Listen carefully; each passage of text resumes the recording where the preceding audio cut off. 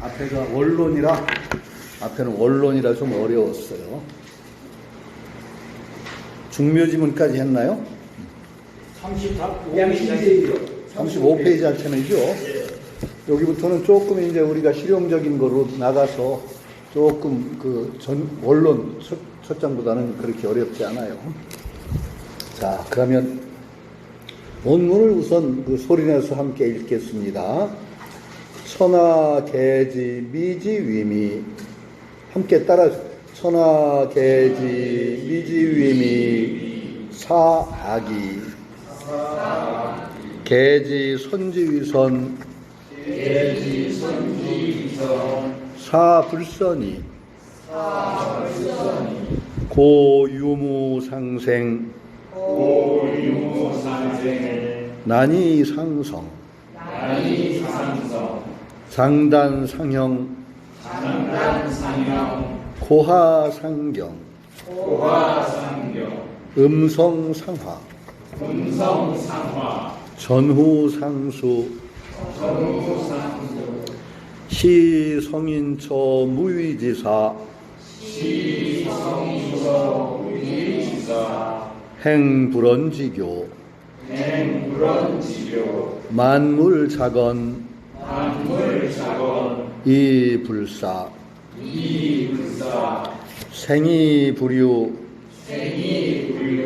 위불시 공성이불거 부유불거 시불거. 예. 여기부터는 상당히 이제 응용적인 응용으로 갑니다. 요거는 이제 양신 제1하고 제목이 붙었어요. 자기 몸을 기르는 도리에 관해서 우리 양심 몸과 마음을 기르죠. 이 양심 몸을 기르는 방법이 무엇이냐? 여기 이제 중심이라는 거죠. 하늘 아래 온 천하라고 하면 온 세상이나 마찬가지죠. 온 세상이 천하의 사람들이 개지 모두 안다. 여기서 이제 한문으로 얘기하면은 개가 부사고 지가 목적어, 그 다음에 동사 미지위미 요게 목적어가 되는 구죠. 미지위미. 아름다운 것이 아름다움됨, 이렇게 됩니다. 문장상으로는 아름다운 것이 되는 까닭, 그것을 안다, 이런 거. 사람들이 모두 미지임이 아름다운 것이 아름답다는, 쉽게 우리말로 하면 아름다운 것이 아름답다는 것을 아는데, 그런데 사악이, 이것은 악이, 요 악은 의미 두 개가 될 수가 있죠. 미워한다, 싫어한다고 할 때는 오라고 읽습니다. 그렇죠? 악은 나쁘다라고 할 때, 추악이라고 우리가 쓰죠. 추악하다, 나쁘다는 뜻입니다. 악. 증오한다고 할 때는 의미 오가 되죠. 그러니까 미와 반대가 악입니다. 여기서는 도덕적으로 악하다는 것이 아니라 우리가 도덕적으로 선악이라고 할 때도 악이죠. 여기서는 미의 반대입니다. 아름답다, 추악하다. 그래서 말하자면 아름다운 것이 아니라 추하다. 이런 뜻입니다. 그러니까 사람들이 모두 아름다운 것이 아름다운 것이 되는 바를 아는데, 요거는 이제 번역이 천하의 사람들은 모두 자신의 아름다운 점을 드러내는 것이 아름답게 되는 길이라고 알고 있는데, 요거는 좀 굉장히 의역이 심합니다. 그러니까 요 그대로 문장대로 하면 아름다운 것이 이미 아름답게 되는 것, 그런 뜻이에요. 아름다움이 아름다운 것. 왜 아름다우냐? 이것을 안다. 그러니까 주석을 보면 자양기 미사 현창야. 자양기니, 요건 번역을 하면 기자입니다. 몸기. 스스로 자기의 아름다움을 선양해서 현창 드러낸다. 내 아름다움을 드러낸다. 이게 요거는 하상봉의 독특한 시각입니다. 사람들이 아름다운 것이 아름다운 까닭을 알아서 자기의 좋은 점을, 훌륭한 점, 아름다운 점을 밖에다 자꾸 드러내려고 합니다. 그런데 그렇게 되면 어떻게 되느냐? 수악하게 됩니다.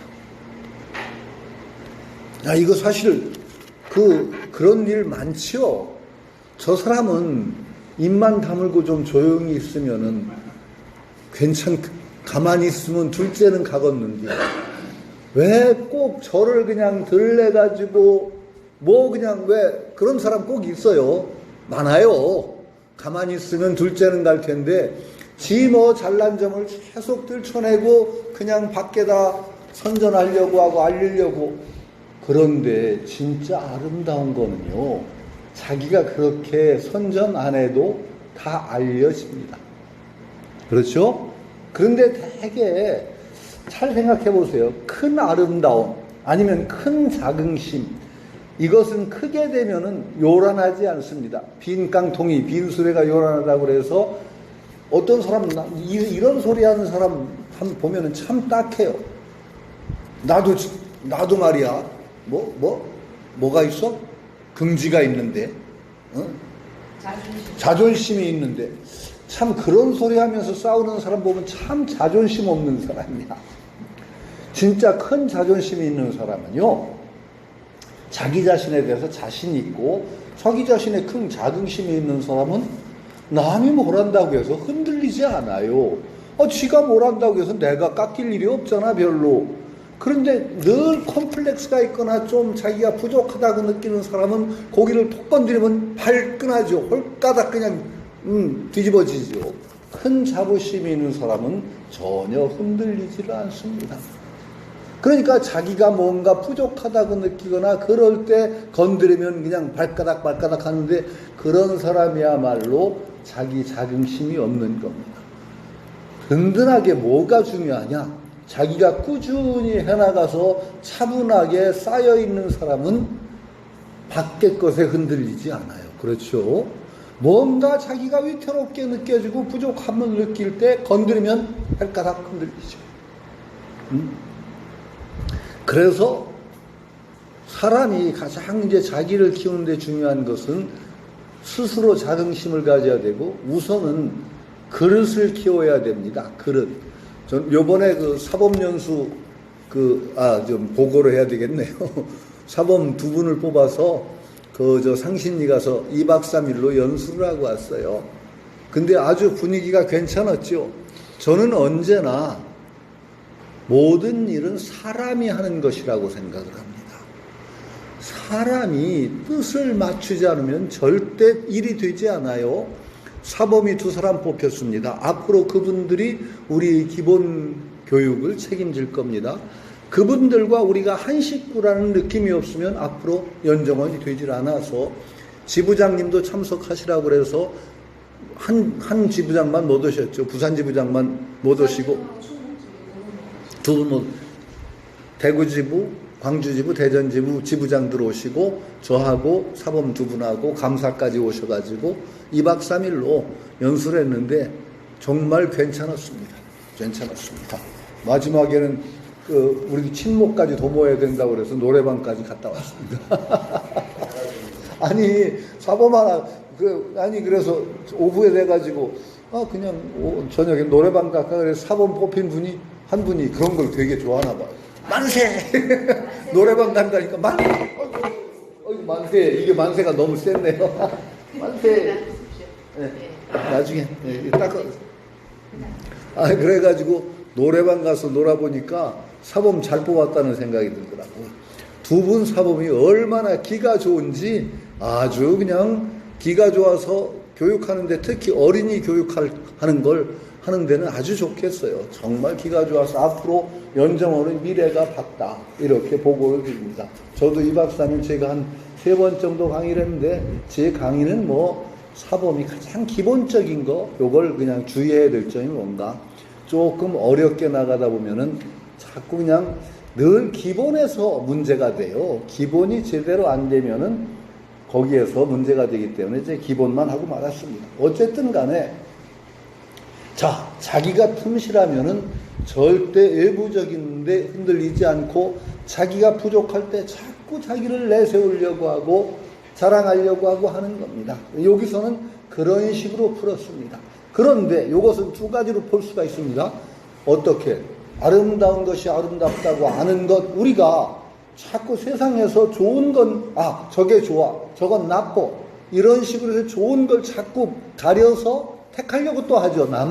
나의 잘난 점만 내세우는 것이 아니라 좋은 거, 저건 좋은 거야, 저건 나쁜 거야. 그래서 좋은 걸 자꾸 취하려고 하는데, 그렇게 되면 어떻게 되느냐? 이것도 문제라는 겁니다. 좋은 걸 너무 좋은 걸 밝히고 추악한 걸 피하려고 하는 이 태도, 이것이 어떻게 돼요? 그렇게 자꾸 되면은 미추가 정말 고정적인가요? 세상에 아름다운 것은 고정적인가요? 불변하지 않습니다. 불변하지 않는 게 아니라 변하죠. 상대적이죠. 언제나 상대적입니다. 그리고 인간 본유의 훌륭함, 아름다움이라는 것이 꼭 객관적인 세상의 아름다움일까요? 전혀 그렇지 않습니다. 여러분들이 지금 가진 미추에 관한 여러분들의 관점을 한번 반성해 보세요. 뭐가 아름답다고, 어째서 저건 아름답다고 느껴질까요? 참, 그리고 아름답다는 관점이 얼마나 상대적인지 몰라요. 아니, 제가 그걸 제일 느꼈던 게, 남자들은 왜 여성의 아름다움, 이쁜 여자 이런 거 좋아하죠. 그런데 제가 중학교 때인가 그래요. 백과사전에 세계의 여성들 하면서 세계 각 인종별로, 나라별로 미인 대표적인 여인 사진을 쫙 한 페이지 가득 실어놓은 사전이에요. 거기에 있어요. 그런데 나보다 한 살 많은 아저씨가 있었어요. 그 둘이서 앉아서, 아저씨는 어떤 여자가 제일 예쁜가 골라봐. 내가 제일 예쁜 여자 고르고. 야, 그런데요, 그렇게 달라요. 내가 이쁘다고 한 여자, 아저씨 눈에 하나도 안 이뻐. 내가 아저씨 눈에 이쁘다고 한 여자, 내 눈에 안 이뻐. 그렇게 다르더라고요. 그래서 어떤 지금 표준적인 아름다움이 뭐 탤런트나 이런 여자들 이쁘다고 생각하는 건 글쎄, 우리가 억지로 그냥 이게 이쁘다고 세뇌받아서 그렇지 않을까 몰라요. 정말 미추의 기준은 저 아프리카 원주민들이나 그쪽 사람들이 이쁜 여자라고 하는 거 여러분들 이쁘다고 느끼실 자신이 있어요? 전혀 아니에요. 전혀 아니에요. 그러니까 그런 미추가 그렇게 상대적인데 자기 관점에서 이미 이게 아름답다라고 하는 것을 자꾸 이게 아름다운 거야, 이게 아름다운 거야 자꾸 하다 보면은 그것은 결코 어떻게 되느냐? 미추에 빠져가지고 분별을 강화시켜가지고 결국은 갈등을 유발하는 추악함을 불러일으켜요. 추악함을 불러일으켜요. 이런 각도에서도 볼 수 있습니다. 그러니까 여기서는 사악이라고 하는 건 유위망이야. 위태롭고 잘못되는, 망이라는 건 이를 망자, 위망이라는 건 패망한다, 그런 뜻입니다. 위태롭고 망할 그런 점들이 있다. 자꾸 자기의 잘난 점을 내세우거나 그러면은 결국 그 사람 잘못된다. 여기서는 하상공주는 조금 견강부회라고 할까, 너무 좀 편안한 거 있다는 거 조금은 문제입니다. 그 다음은 계지, 선지위선, 모두 안다. 선지위선, 선하다는 것, 도덕적으로 선한다는 것이 어떻게 하면 선하다는 것을 드러낼 수 있는가, 선한 것인가를 아는데, 이것은 불선이, 여기 주석을 봐요. 선지위선, 주석을 보면 하상공주의 주석이 뭐냐? 유공명이야. 선지위선이라는 건 훌륭하다는 것을 아는데, 이것은 자기 공명을 자기 것으로 갖는 것이다. 부귀공명이라고 그러죠. 이건 훌륭한 거야, 이건 내 거 해야 돼, 그래가지고 자기 걸로 가지려고 하는데, 이것은 불선이, 이것은 어떻게 되느냐? 선하지 않은 것이다. 좋지 않은 것이다. 선자처럼 한문에서 어려운 말이 없어요. 선. 착할 선자지요. 영어에서 굿이라는 영어 단어 알죠? 굿이 얼마나 다양한 뜻이 있어요? 뭘 잘한다. 그럴 때 굿 플레이어. 그렇지, 굿. 그 다음에 무엇이 좋다. 굿. 무엇이 훌륭하다. 굿. 다 굿이 들어. 선도 똑같아요. 도덕적으로 선한 것도 선이고, 뭘 잘한다고 할 때도 선이고, 훌륭하다고 할 때도 선이고, 다 선으로 씁니다. 그런데 여기서 우리가 한번 재밌는 게 글자 유래를 따지면은 아무래도 한자를 만드는 애초의 종족은 유목족이었던 것 같아요. 한자를 만들어낸 가장 중요한 글씨죠. 착할 선자고 아름다울 미자 같은 거요. 근데 전부 뿌리가 뭐예요? 그 글자의 뿌리가 뭐에서부터 나왔어요? 착할 선자, 아름다울 미자. 전부 양이에요. 양. 그렇죠? 아름다울 미자도 양에서 나왔고 착할 선자도 양에서 나왔어요. 위에 양이에요. 그러면은 좋다, 아름답다라는 걸 전부 양이라는 글자에서 파생시켰다면은 어떻게 되겠어요? 그 종족이 한자를 처음 만들었을 때 그 사람들이 양 키웠다는 얘기예요. 양 키웠다는 얘기예요.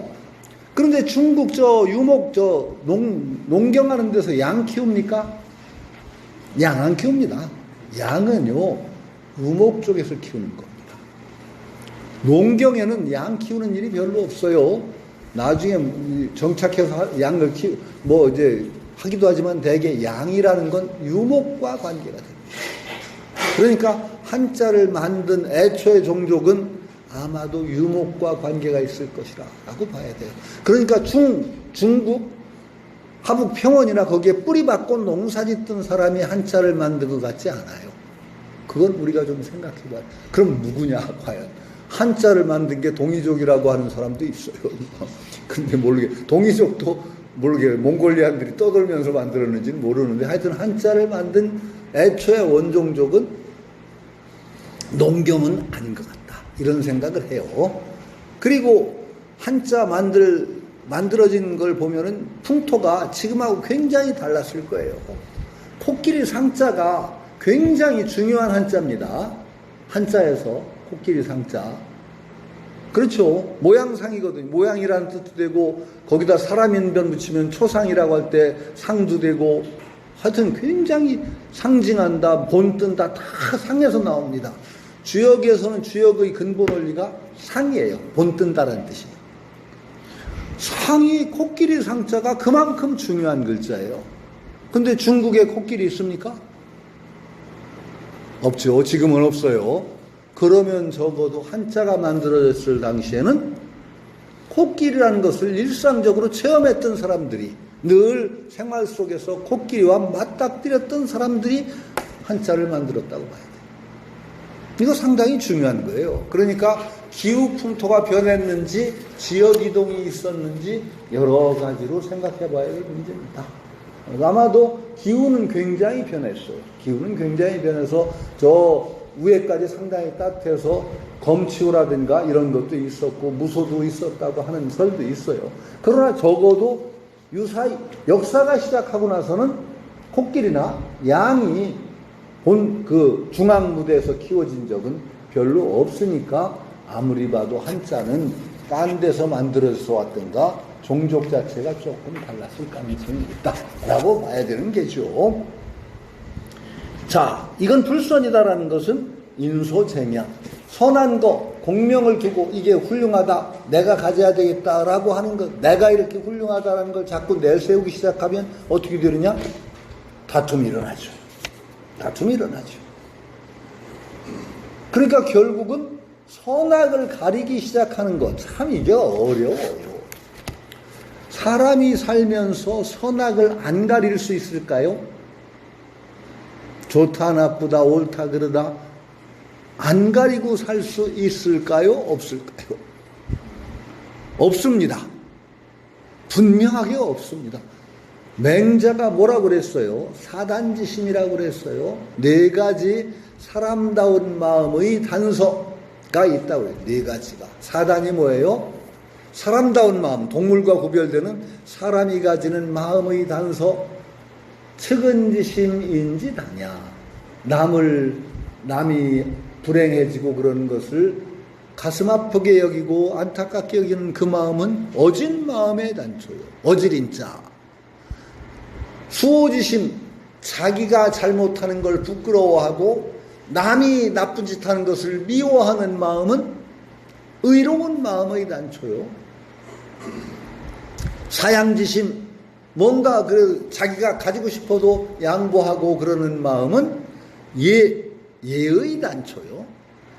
시비를 따지는 마음, 옳고 그름을 따지는 마음, 이것이 지혜로움의 단초다. 인의 예지의 단, 그리고 인의 예지의 마음은 사람이라면 없을 수가 없다. 이 네 가지 마음이 없는 건 사람 아니다 그랬어요. 여러분, 절대로 옳고 그름 안 따지고 살 수가 없어요. 밉다 곱다 좋다 나쁘다 안 따지고 사는 사람 없어요. 이거는 사람이 가진 가장 뿌리 깊은 어떤 성향이에요. 자, 제가 한번 이런 일이 있어요. 어떤 이제 교수 생활할 때 제자 가운데 하나가 인생 고민을 다 혼자 하는 것처럼 괴로워해, 방황하고. 그러면서 불쑥 수업 시간에 물었어요, 저한테. 선생님, 우리는 왜 사나요? 왜 사나요? 사람은 왜 사나요? 혹시 그런 의문을 가져본 분? 왜 사는가? 아니, 이렇게 웃을 일은 아니에요. 우리가 한 번도 이런 물음을 갖지 않고 그냥 막 산다는 것도 불행해요. 한번 자기의 존재, 내가 어떤 존재이고 왜 사나요? 그렇게 하는 걔는 정말로 자기가 근본적인 물음을 던지고 있다고, 가장 근본적인 물음을 던진다고 하면서 물은 거예요. 그게 제가 어떻게 한 줄 아세요? 딴 얘기. 그래서 제가 물었어요. 왜 그걸 묻니? 왜 사는가를 묻니 너는? 제가 물었어요. 자, 그러면 뭐라고 답이 나올까요? 왜 사는가를 너는 자꾸 의문을 가지지? 그랬더니 갑자기 반격을 받은 것처럼 멍하죠. 자기는 근본적인 물음을 던지고 왜 사는가 그랬는데 내가 왜 사는가고 물어? 의문을 가져? 그랬더니 멍하더니 그걸 알고 살아야 보람있게 살 것 같아요. 그래서 내가, 그럼 너는 이미 답을 가지고 있구나. 보람있게 살아야 된다는 전제를 가지고 있네, 너는. 그렇죠? 의미있게 살아야 된다, 보람있게 살아야 된다는 이미 전제를 가지고 보람있게 살기 위해서는 왜 사는가를 물은 거예요. 그럼 물음을 바꿔. 어떻게 사는 게 보람있게 사는 건가? 자, 여기서 아주 중요한 얘기, 딴 얘기를 하는 거예요. 우리가 허무 속에서 전혀 아무것도 아닌 것 속에서 막 그 생각한다고 하지만 모든 인간이라면은 적어도 보람 있는 삶을 살아야 된다. 이런 생각을 안 하는 사람이 없다는 거죠. 그런 거 전혀 안 따지는 사람 본 분 없어요. 거의 없다고 봐야 돼요. 그러니까 그렇게 보람있게 살으려고 하는 가치, 뭔가 가치를 찾는 거야. 우리는 가치 있는 것을 찾는 성향이 인간에게는 근본적으로 있어요. 가치 있는 것을 찾는 거예요. 여러분들은 가치 있는 걸 찾게 돼 있어. 가치 있는 걸 찾다 보면 거기서 다 나와. 아름다운 것, 추한 것도 가치예요. 미적 가치라고 그래, 그걸. 미적 가치. 미적 가치라고. 그 다음에 도덕적 가치가 있어요. 선하다, 악하다. 도덕적 가치라고 그래요, 그걸. 미적 가치, 도덕적 가치. 인간이라면 미적 가치도 추구하고 도덕적 가치도 추구하지 않을 수가 없어요. 이건 인간인 이상 이걸 벗어던지고 사는 인간은 없다. 그런데 문제가 뭐냐? 미적 가치, 도덕적 가치를 추구하는 것도 우리가 정말 잘 살기 위해서 추구하는 건데, 이것에 추구하는 것에 매달리면 어떻게 되느냐? 거꾸로의 결과가 온다. 이게 문제예요. 아름다운 거 좋아. 아름다운 게 왜 나빠요? 그런데 아름다운 것이 자꾸 고정화돼서 네 아름다움, 내 아름다움 나누고 내 거 자꾸 드러내려고 하고 하다 보면은 아름다움에 대한 추구가 결국은 자기를 망치고 남도 망쳐요. 선악 안 따질 수가 없죠. 선악을 안 따지고 어떻게 살아요, 우리가? 당장에 여러분 제 얘기 들으면서 저 성태형이가 이상한 소리 하는 거 아니야? 벌써 따지고 있잖아요. 옳고 그름 따지고 있는 겁니다. 안 따지면 못 살아요. 저기서 취할 게 뭔가 벌써 가치를 따지는 거예요. 내가 하는 얘기 중에 뭐 무게를 달잖아요. 안 할 수가 없는데, 안 할 수가 없는 이것에 빠지게 되면은, 매달리게 되면 어떻게 되느냐? 애초의 목적, 우리 잘 살게 하겠다는 그 목적, 잘 사는 목적, 거꾸로 어그러져요. 이게 참 문제예요. 자, 아름답다는 것은 왜 아름답다고 여겨질까요? 아름답다는 것이 여러분들이 애초에 아름다움을 감각하는 기관이 따로 있어서 아름답다고 느꼈을까요? 설명 좀 해보세요. 보기 좋은 떡이 먹기도 좋다. 이 말 들었죠? 자, 애초에 저는 이렇게 생각을 해봤어요. 우리가 아름답다고 생각하는 것은 우리 삶에 긍정적인 방향으로 적용하는 것을 자꾸 겪다 보니까 그것이 아름답게 느껴진 건 아닐까? 자, 우리가 보기 좋다고 하는 것은 뭔가 그렇게 보기 좋게 생긴 것이 과거 우리가 수천 년 살아오면서 그런 쪽으로 보기 좋은 것이 결국 쓰기도 좋다거나 우리 삶에 긍정적인 영향을 끼친다. 이런 경험을 한 거 아닐까요? 혹시 자꾸 쌓이다 보니까 나중에 이게 맛있는 게 어떤 모양을 가져, 되게. 그럼 자꾸 그게 익숙하다 보면 맛있는 걸 느끼기 전에 그 모양만 봐도 기분이 좋아. 그래서 아름답게 느껴지지 않았을까요? 혹시 그런 거 아니게요? 어떻게 생각하세요? 제 말 일리는 있잖아요. 그렇죠. 자꾸 우리가 좋은 걸 자꾸 경험하다 보면 그것이 정말 아름답게 느껴져 버려. 그런데 이제 인간은 어떻게 되느냐? 그렇게 아주 생각하면 좋은데 인간이 하는 짓은 어떠냐? 아름다움을 떼서 이제 추구하기 시작해. 실생활에 필요한 것 이상으로 아름다운 걸 독립시켜서 아름다운 영역을 만들어서 거기에서 이제 아름다운 노름을 해. 아름다움 가지고 온통 아름다움을 추구하는 미학을 만들고, 그래가지고 아름다움이 무엇인가 거기서 이제 우리 뿌리, 삶이라는 우리 생명의 뿌리, 이것은 제껴놓고 아름다움 그 자체만을 추구하는 그런 성향이 생겨요. 그러면 어떻게 되느냐? 아름다움이 원래 뿌리를 내렸던 우리 삶과는 동떨어져서 그 자체로 추구하게 되면 결국은 이상한 노름이 일어나요. 그렇게 되면 곤란하다. 노자는 거기에서 걱정을 해요. 그런 걱정을. 우리가 아름답다고 하는 거 참 재밌어요. 이제 좀 제가 딴 얘기를 할게요. 서양 미술사를 보세요. 고대 미인은 마른 여자입니까? 뚱뚱합니다. 르누아르 그림이라든지 그 18세기, 19세기 그림들, 미녀도, 미인도 다 보면 통통합니다. 거의 통통해요. 통통해요. 그런데 통통한 여자가 아름답게 여겨진 거는 여성의 생산성과 연관이 돼요. 여성은 여러 가지 그 여성 자체가 뭐 도구는 아니라도 적어도 여성이 인류의 인간에서 가장 중요한 역할은 아이를 낳고 기르는 존재입니다.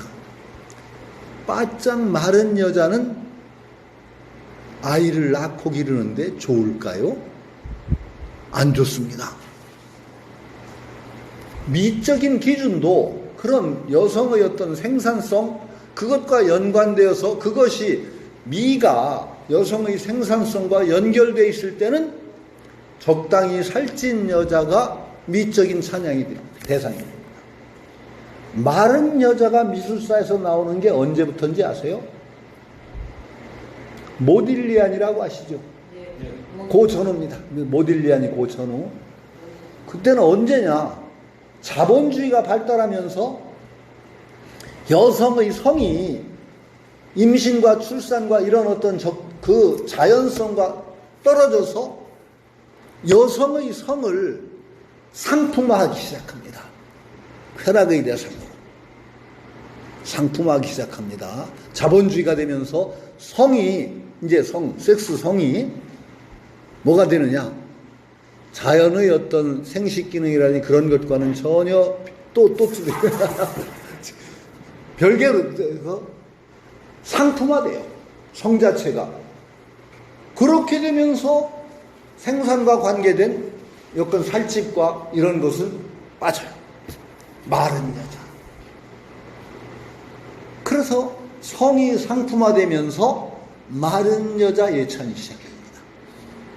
보세요. 그럼 미적 기준이 얼마나 바뀌었는가? 미라는 건 영원한 이제 고정불변이 아닌데 그러면 그렇게 상품화된 어떤 여성의 미적 관점이 건강한 미적 관점일까? 우리가 한번 반성해봐요. 꼭 어떤 게 좋다는 판정을 하지 않더라도 저는 자연이라는 큰 자연, 인간이 태어나고 여성이 임신하고 출산하고 기르고 육아하고 하는 그 자연성, 자연의 흐름 속에서 지금 여성의 정말로 이건 정말로 요새 이쁘다는 여자는 정말로 이건 무슨 이상한 여자들이야. 그렇죠? 그 여자가 자연성 속에서 아름답다고 여겨질 수 있는 여자들일까? 아니거든요. 완전히 자연과는 동떨어진 아름다움이 나온 거예요. 이건 어쩌면은요, 이게 계속되면은 자연과 등지고 성이 상품화되면서 결국 반자연적인 것이 극에 달하면은 어떤 정말 추악한 결과가 올 수도 있다고 생각을 해요. 저는 추악한 결과. 여성들에게 그래서 너무 마른 거 추구하는 여자가 당신 성을 상품화하는 거야 내가 그러면 싫어하지. 되게 싫어하더라고. 되게 싫어해요. 그러나 확실해요. 그러니까 이게 문제예요. 출뿌리는 선악이다 안 따질 수 없어요. 선 안 따질 수 없어요. 미추 안 따질 수 없어요. 인간 이상 안 따질 수 없는데 그게 우리의 자연과 연결선상에서 쭉 필요에 따라서 필요에 응하는 것이라면 나쁠 것이 없는데 독립된 영역을 가져야 돼요. 그거 자체로. 그러면 어떻게 되냐? 굉장히 골치가 아파져. 이거는 전 시간에 얘기했던 것 같아요. 그거하고 비슷한 건데 맛있는 건 좋은 거예요. 여러분, 입이라는 건, 사람의 입이라는 건 내가 맛있다고 느끼는 것은 대개는 내 몸에 필요한 걸 맛있다고 느껴요. 이게 자연이에요. 입이라는 게 왜 있느냐? 혀가 왜 있느냐? 혀가 뭐하러 있어요? 내 몸에 필요한 것을 맛으로 감별하는 거예요. 필요한 걸 감별해요. 그래서 혀는 자연 속에서는 몸에 해로운 거는 기본적으로 혀가 알아요. 이건 못 쓸 거다. 뱉어요. 근데 가끔가다는 이제 입에 쓴 게 좋은 것도 있어요. 약은. 왜냐하면 그때는 몸이 많이 고장났기 때문에 그때는 혀 감각을 누르러야 돼요. 그런 때는. 그런데 맛있는 게 그러니까 얼마나 이 혀가 중요하냐. 내가 여자가 안 돼서 모르는데 여자가 임신을 하면은 갑자기 안 먹던 게 맛있대. 돼지 귀때기가 먹고 싶어. 여기 여자 딱 한 분 있네 여기. 임신했을 때 입맛이 딱 변해서 안 먹던 게 먹고 싶다더니 그런 거 없어? 전부 다 안 먹었습니다. 어? 전부 다 못 먹게 됐어요. 못 먹게 된 것도 있고 전혀 안 먹던 게 땡기는 때도 있어. 그건 왜 그러냐? 필요한 거예요. 필요한 거야. 그 맛있게 느끼는 것은 내가 필요한 걸 찾아 먹는 겁니다. 그런데 자, 맛 자체를 독립시켜. 맛을 떼어내 거기서. 지금 보면은 우리가 자연에서 필요한 내가 생명을 유지하기 위해서 필요한 것 이상으로 맛 자체에 굉장히 시중해서 얼마나 희한한 맛을 내기 시작해요. 그게 과연 우리 건강과 필요에 의한 맛일까? 맛 자체가 이제 가공이 되기 시작해. 더더군다나 나중에는 어떻게 맛 자체를 딱 떼어가지고 조미료를 만들어. 미원, MSG. MSG는요, MSG 그 자체 성분으로는요, 그렇게 해롭지 않아요. MSG를 테스트해보면은 인체에 치명적인 나쁜 영향을 주지 않아요, MSG가. 그렇게 영향을 주면 못 먹게 하지. 그런데 MSG 문제가 뭐냐? 맛 자체를 독립을 시켜버린 거야. 우리 필요에 의해서 추구하던 맛이 MSG라는 것이 딱 떨어져 나오면서 MSG만 딱 치면 다 맛이 비슷해져. 혀를 마비시켜. 그러니까 내가 혀가 막 먹고 싶은 걸 찾아 먹던 기능을 죽여버려. 그러니까 MSG 해독이 이제 나오기 시작해요. 똑같아요. 요 구조가 아름다운 거 좋은 거였어. 아름다운 거 좋은 거였어. 내가 살아가는데 필요한 거였어. 그런데 아름다운 것이 독립된 영역을 가지고 아름다움 추구해. 그러다 보니까 MSG처럼 날 마비시켜.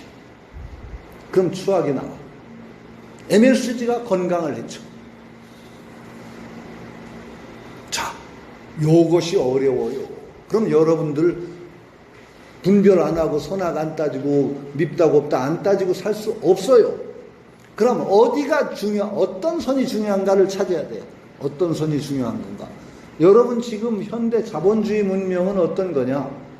이 노자익을 때는 자본주의 문명과는 거의 대척점에 있다는 걸 아셔야 됩니다. 현실적인 거하고 굉장히 현실감이 없어요. 이거 인정을 하셔야 돼요. 노자 읽다가 괜히 노자 사상 좋다고 심취해버리면 이 현실에서 망합니다. 굉장히 조심해야 돼요.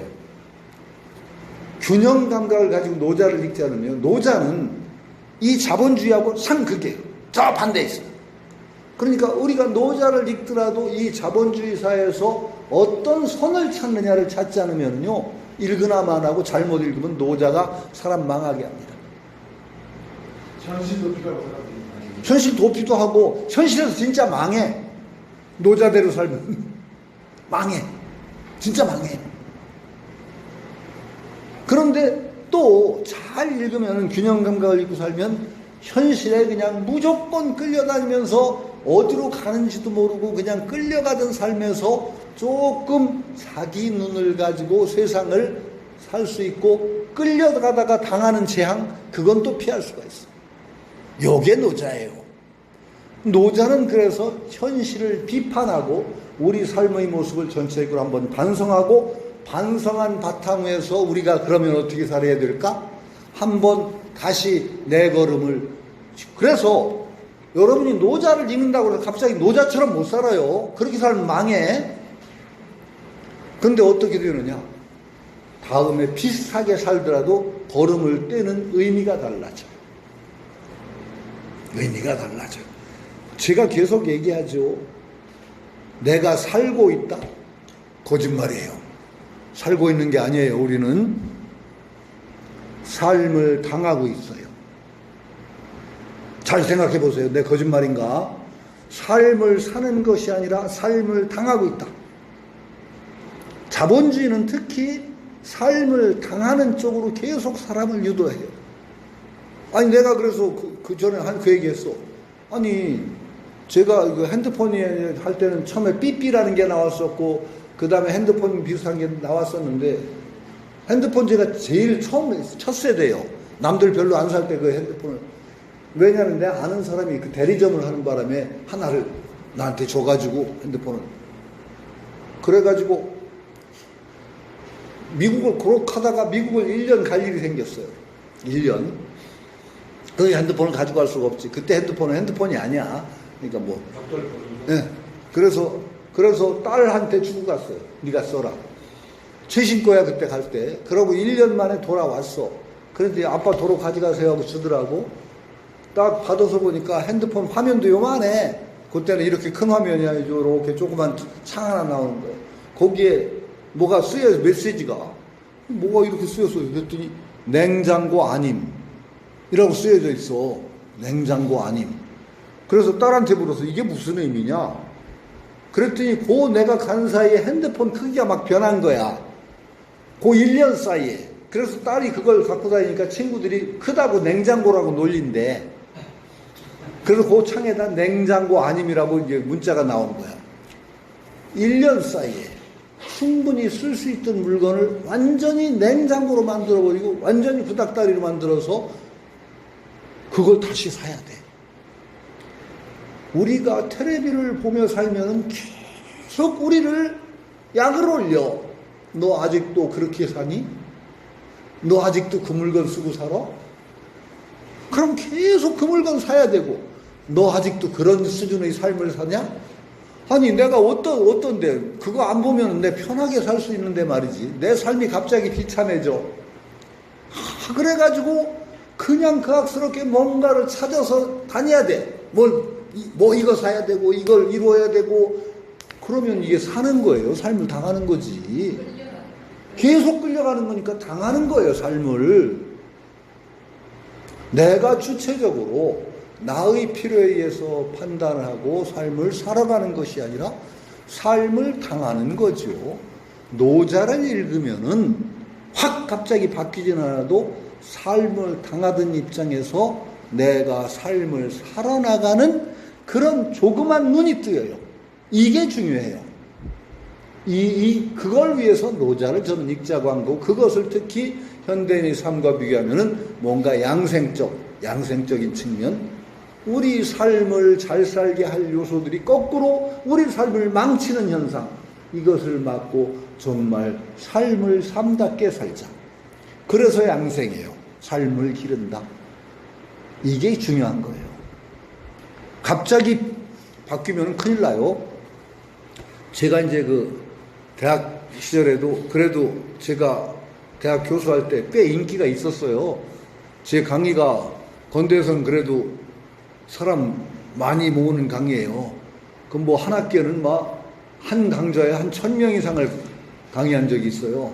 하더니 사람이 몰려서 분반해서 한 강의에 1000명 제목이 교양인데. 응. 그래서 1000명 막 몰려가지고 분반하고 그러니까 내가 좀 애들 잘 홀렸지, 조금 그때는 젊은 시절에. 근데 늘 얘기한 게 동양철학이니까 동양철학 좋다고 생각해서 추종한다고 생각하면 인생 망해. 조심해 그래요. 조심해. 굉장히 조심해야 됩니다. 동양철학은 서양철학하고 기본적으로 몇 가지 관점이 달라요. 서양철학이나 자본주의 문명의 전제가 뭐예요? 대전제가 뭐냐? 욕망을 충족시키는 것은 가치 있다. 내 욕망을 충족시키는 삶을 살자는 거예요. 그래가지고 욕망에 대해서 욕망을 충족시키는 게 가치 있는 거니까 욕망에 충족시키는 물건을 만들어 팔아먹는 게 자본주의예요. 그런데 욕망이 이 물건 팔았더니 바로 만족돼서 다음에 안 사면은 자본주의 망합니다. 자본주의는 절대 그러지 않아요. 만족을 안 시켜요. 욕망에 있어. 물건을 팔아. 만족할 것 같으면 약을 올려. 야, 그 구닥다리야. 더 좋은 거 있어. 그럼 새 욕망이 나와야 돼. 없던 욕망을 계속 긁어내. 자본주의는 계속 긁어내요. 그래, 계속 물건을 팔아 먹어야 자본주의 경제라는 게 굴러가요. 이걸 바로 알으시라고요. 이게 사실이에요. 엄연한 사실이에요. 이래서 이게 정말 큰 문제입니다. 이게 자본주의가 이렇게 욕망을, 없던 욕망을 자꾸 만들어내서 팔아먹으니까 거기에 끌려가면 사는 게 아니고 삶을 당한다는 거예요. 욕망이 만들어지죠. 그리고 자본주의의 가장 중요한 매체가 이제 매스컴인데, 매스컴에서 보여주는 삶이라는 거는 자연적인 삶이 아니고 계속 우리가 내가 정말 죽을스럽다고 느끼는 화려함과 막 이런 삶이에요. 아주 거지 같아요. 아니, 제가 텔레비 제가 제가 참 건전하고 보통 사람인데 약간 별난 데가 몇 군데가 있어요. 그 중에 하나가 텔레비 안 보는 거. 텔레비를 한 20, 30년 안 봤을 거예요. 저는 안 봐요. 뭐냐? 첫 번째가 쇼크 받았던 건 전에도 얘기했어요. 회스탈 광고. 똥똥한 나리넥타이 맨 인간이 포크하고 나이프 들고서 큰 상에 앞에 앉았는데 그 상차림을 보니까 10명이 먹어도 배 터지겠어. 그러고서 광고 문구가 뭐냐? 걱정이 없습니다. 회스탈이 있으니까요. 아마 기억나실 거예요. 걱정이 없습니다. 회스탈이. 아니, 왜 배 터지게 처먹고 회스탈을 먹어야 돼? 적당히 먹으라고 하는 게 옳죠? 놀랬어요, 그때. 야, 저렇게 우리를 유도하고 있구나. 삶을. 두 번째, 또 염증난 게, 연속극을 좀 보다 보니까 삼각관계는 심심해. 너무 재미없어. 애정관계가 사각, 오각쯤 돼야 좀 짭조름하고 볼맛이 나죠? 왜 인생이 그렇게 살아야 됩니까?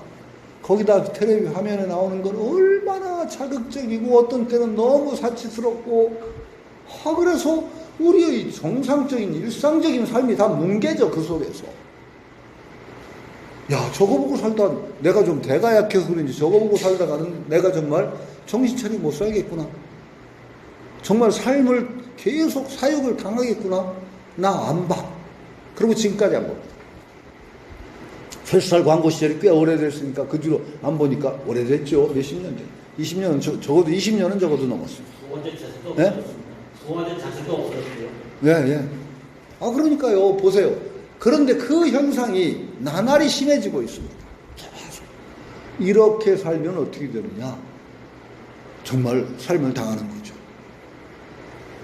거기에서 노자, 장자나 이런 걸 읽는다는 것은 근본적으로 정말 왜 그렇게 살아야 되는가를 묻는 거예요. 그렇다고 해서 갑자기 그 삶을 다 때려치겠다 망해요. 절대 그러지 마세요. 숨 한 번 쉬고 정신 차리고 어떻게 그러면 살아야 되는가를 고민해야 돼요. 지금부터. 다 갑자기 문명이 다 때려치고 도망가실 수 없어요. 안 돼요. 그러면 어떻게 사는 거? 이게 그러니까 노자를 읽더라도 좀 고민을 하자고요. 그러니까 제가 늘 주장하죠. 고전이나 뭘 읽을 때는 느낌표부터 붙이지 말 것. 느낌표부터 붙이면은 어느 귀신이 잡아가는지 몰라. 물음표부터 붙일 것. 그래서 어떻게 하라는 거야? 정말 그래? 한번 묻자 말이에요. 그러고 나서 자기가 좀 물어보거나 물음표 붙이고 나서 그렇구나. 그때 느낌표 붙여도 안 늦어요. 무조건 그럴듯해. 느낌표 쾅 붙여. 동양사상 내가 강의할 때 망한다고 한 게 동양사상은 대개 욕망을 줄이라는 겁니다. 어떤 동양사상도 자본주의 전제처럼 욕망을 무조건 추구하라는 동양사상이 거의 없어요. 공자가 그래요? 공자 안 그래요. 유가죠. 욕심이 적은 것. 맹자도 그래요. 마음을 기르는데 욕심 적은 게 제일 좋다 그랬어요. 양심, 막선어, 과욕. 양심, 마음 기르는데 막선어, 과욕. 맹자 아주 좋은 말이죠.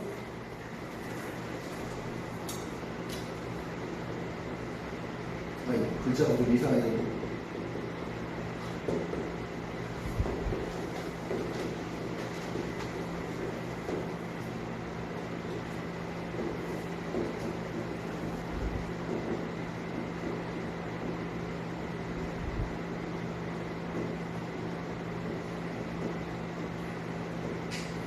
양심, 마음 기르는데 뭐뭐보다 더, 막선, 뭐뭐보다 더 좋은 건 없다. 비교급이야. 과욕보다 더 좋은 게 없다. 넘기는 데는 욕심적인 게 최고예요. 욕심이 많으면 절대 마음을 못 깁니다. 공자는 또 뭐라고 그랬어? 오미견 강좌. 나 참 굳센 사람을 못 봤다. 공자가 하는 말이야. 그랬더니 누가 옆에 제자가 신정이라는 사람이 있는데 그 사람 아주 굳센데. 그러니까 공자가 뭐라고 했니? 정야요 먼들다. 걔 욕심이 많아. 근데 어떻게 굳셀 수가 있니? 욕심 많은 사람 굳셀 수가 없다는 거예요. 욕심 많으면 끌려 굽게 되는데 어떻게 굳어요? 정야욕, 신정이라는 사람을 얘기하죠. 신정이 나는 욕심이 많아. 어떻게 굳을 수가 있니? 있겠니? 딱! 안 돼요. 불교는 어때요? 불교는 더 심하죠. 욕망을 초극하라고까지 얘기하죠. 어떤 노자는 지금 계속 나오지만은 욕심 계속 부정당해요. 노자는 더 심해요. 그러면은 그 동양사상 듣다 보니까 그런 것 같아. 그러고 여러분 갑자기 욕심을 팍 줄여보세요. 잘 사실 것 같습니까? 망합니다. 자본주의 사회에서는 반드시 망합니다. 자본주의는 뭐라고? 자본주의하고 이제 딱 맞는 게 보이스 비앰비셔스. 야망을 가져라. 큰 욕망을 가져라. 그것을 원동력으로 해서 크게 성취해야 성공하는 거예요. 그런 세상에서 갑자기 욕심을 팍 줄여. 그럼 잘 살까요? 아니, 혼자서 최면 걸리듯이 혼자서 만족하고 한평생 잘 살 수 있을지는 몰라요. 그런데 사람은 사회적 동물이라 혼자 그렇게 독야청청 잘 살 수가 없습니다. 비교됩니다. 혼자 그렇게 망해도 정말 혼자 평생 만족하고 살 정도 사람이라면 그건 성인급이에요. 여러분 혼자 나 이렇게 살 거야. 그러고 혼자 주변 전혀 상관없이 독야청청 자기 이념에 따라 평생을 살 수 있다고요? 안 돼요. 우선 그렇게 살려면은 결혼부터 하지 말아야 돼요. 그렇게 거기에 맞는 마누라 구하기가 쉬워요? 자식은 무슨 죄로?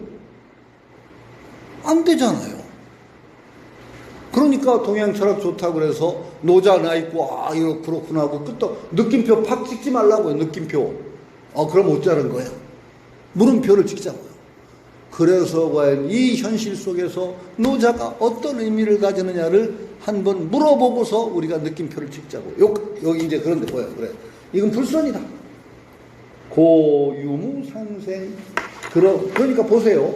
유무상생이라는 게 지금 좋은 의미에서 시작했던 아름다움이나 선함이 결국 어떤 때는 결과적으로 악이 되기도 하고 막 그런단 말이에요. 상대적이에요.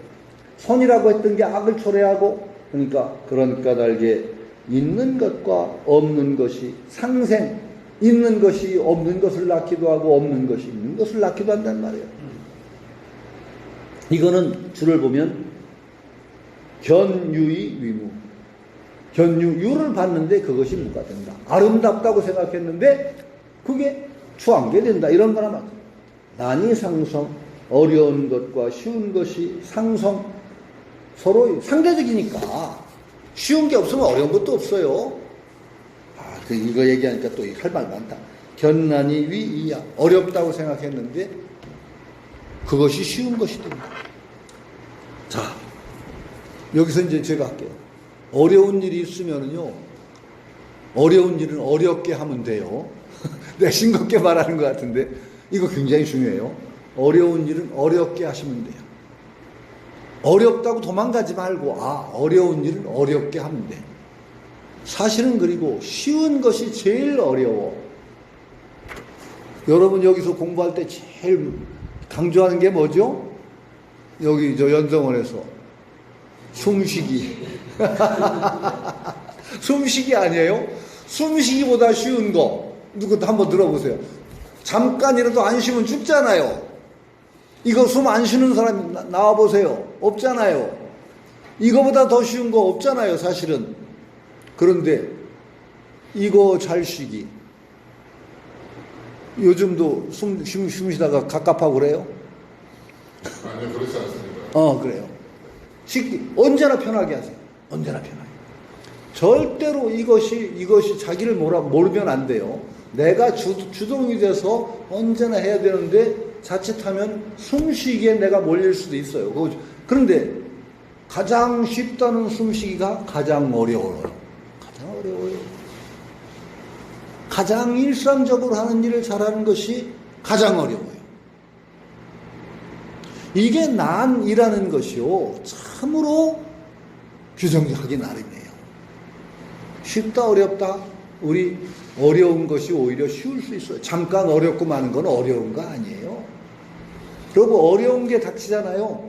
어려우면 어렵게 하시면 돼요. 아니, 제가 우스갯소리처럼 하는데 이거 한번 제 말을 기억해 두세요. 어려운 일은 어렵게 하면 된다. 어려운 일은 어렵게 하면 돼요. 거기서 괜히 어렵다고 하면서 그럴 거 없이, 어렵네, 그러면 어렵게 해. 그러면 쉬워져요. 하여튼 그거는 나중에 겪다 보면 그런 제 말이 그런 의미인가 하고 한번 들어올 때가 있을 거예요. 나머지는 모두 그런 거예요. 장단상형, 길고 짧은 것이 서로를 드러내준다. 형자는 이게 명사가 아니에요. 이때는 형은 드러낸다, 형용한다. 그러니까 짧은 것이 있어야 긴 것이 드러나고, 긴 것이 있어야 짧은 것이 드러나니까 서로 장단이 서로를 드러내준다라는 뜻이에요. 드러내준다.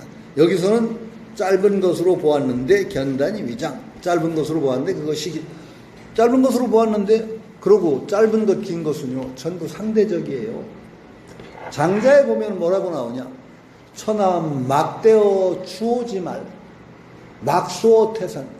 장자 그런 말이 있어.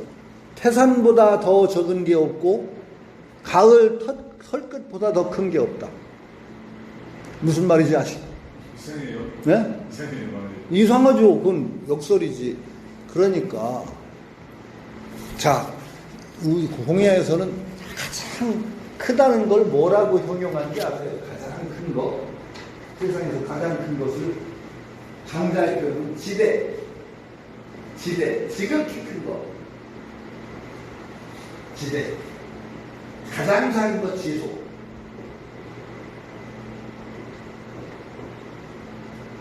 지대는 뭐라고 했는데? 무외를 지대라고.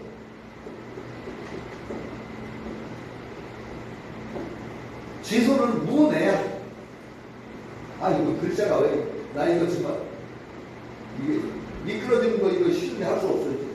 저는 이게 제가 칠판에 쓴 글씨가 이쁜데 여기다 쓴 글씨가 아니고 지금도 이쁩니다. 아니 뭐가 어디가 이뻐 이게. 자, 지대. 지극히 큰 것은 밖에 없다. 밖에 없는 게 제일 큰 거죠. 그 밖에 없어. 그렇죠? 지대는 뭐 가장 작은 건 속이 없어. 그 안이 없는 거예요. 자, 이 장자는 이 시대에 굉장히 앞서나가는 생각을 해요. 추오지 말, 털끝, 가을 털끝. 그 속에 얼마나 많을 수가 있는데. 태산, 그 외에 얼마나 많은데. 그러니까 이 당시에 장자 같은 사람은요, 굉장히 앞서. 자, 지금 여러분들은 알 수가 있어요. 가을 털끝 하나에 양자역학이라든지 전자 그런 거 따지면 우주 하나가 들어가요. 가을 털끝 하나에. 태산은요, 이 우주 전체에 따지면 티끌만도 못해요. 그러니까 그런 관점에서 보면 상대적이다. 얼마나 크다 작다는 것이 얼마나 상대적이냐. 우리가 그 속에서 네가 나보다, 내가 너보다 커? 이거 비교하고 사는 게 정말로 얼마나 웃기는 짓이냐. 장자가 그렇게 말하는 거예요. 장자 같은 이게 노자는 노자고 장자는 이제 장자도 한번 읽으면 좋은데, 장자는 노자보다 더 그냥 황당한 데로 나가요. 더 황당해요. 그 장자는 정말 관념의 세계에서 노자보다도. 노자는요, 상당히 현실적인 실용성이 많아요. 굉장히. 장자는 진짜 확 나가서 노자보다 더 관념 세계로 뛰어들어가서 더 재밌는 측면도 있고 진짜도 황당한 측면이 있죠. 하여튼 어쨌든 간에 장단 이런 모든 상대적인 개념들은 어떤 것을 기준으로 하느냐에 따라서 얼마든지 달라져요. 자, 장단상형, 고하상경, 높다 낮다 서로 기울어진다. 자, 높다 낮다가 낮은 것이 있으니까 높은 것과 서로 의지해서 높다 낮다라는 개념이 성립하는 것 자체가 의지에 있어요. 그러니까 기운다는 건 서로 의지에 있다는 것 같아요. 서로 기운다는 건 이거 이렇게 기울으니까 성립하죠. 이렇게 깃대야. 그러니까 고만 있을 수도 없고 낮은 것만 있을 수도 없어. 음성상화. 음과 성은 서로 화답하고. 참 그런데 이건 저 잘 몰라요. 음악의 톤에서 음과 성이 어떻게 달라요? 음과 성. 음과 성. 오음, 육률. 음은요. 그 음악에서 음하고 소리하고 구별이 됩니다, 사실. 오성, 궁상각, 오음, 공상각치우, 육률, 그리고 상성, 이거요. 사실은 음과 성을 한자에서 구별을 합니다. 근데 저 구별 잘 못하겠어요. 정확하게. 근데 여기서는 장단과 같은 개념으로 음과 성은 서로 의지하는 요소가 있는데 음과 성은 구별되는 거예요. 음은 아마도 적어도 우리가 규칙에 맞는 소리고 성은 그냥 나는 소리인지 몰라요. 그냥 막 규칙 없이 그냥 끼끼끼끼 하고 막 그냥 양철판 긋는 것은 그건 소리라고 해야 돼요. 음이라고 해야 돼요. 소리음 소리성인데 아마도 그게 성일 거예요. 그래도 적어도 기타에서 줄 요걸 딱 맞춰 땅 하는 소리는 음이라고 한다. 요런 구별이 있어요. 저는 그렇게 알고 있어요. 근데 규칙 없는 전혀 규칙에 들어오지 않는 소리와 그냥 규칙에 들어오지 않는 그냥 막 나는 소리도 결국은 서로 의지해서 그게 존재하는 것이다. 그런 불규칙한 소리 속에서 우리가 마음에 뽑아서 궁상각치우라든지 그런 음을 뽑아낸 것 뿐이지 그게 어떻게 되겠냐. 아마 이런 의미가 있을 건데 그거 잘 모르겠어요. 위로 선창에 있는데 아래에서 화답한다. 그거 잘 모르겠어요. 그러니까 화답한다니까 갑자기 생각나네. 공자가 음악광인 거 아시죠? 공자가. 네. 음악광입니다. 제가 좋아하는 게 공자가 남과 더불어 노래를 하는데 남이 노래를 잘하면 어떻게 하는지 아세요? 노래를 하다가 어떤 사람이 노래를 잘해. 공자 어떻게 하는 줄 아세요? 반드시 한 곡 더 시켰어. 앵콜. 또 중요한 거. 그 다음에 자기가 화답을 했어. 필사 반지 이후 화지야. 자 여인과 이선. 공자가 남과 노래를 할 때 그 사람이 노래를 잘하면은 필사 반지 반드시 다시 시키고 이후 화지 자기가 또 화답을 했어요. 이거 아주 건강한 태도죠. 공자가 진짜 음악광입니다. 요번에 갑자기 노래방이 자꾸 해서 음악 얘기하는데 아니 근데 이거 다 똑같아요. 비슷해요. 전부 이거 읽을 필요가 없어요. 전후 상수 앞과 뒤라는 건 서로 따르고 위에서 가면 뒤에 이건 번역을 잘못했어요.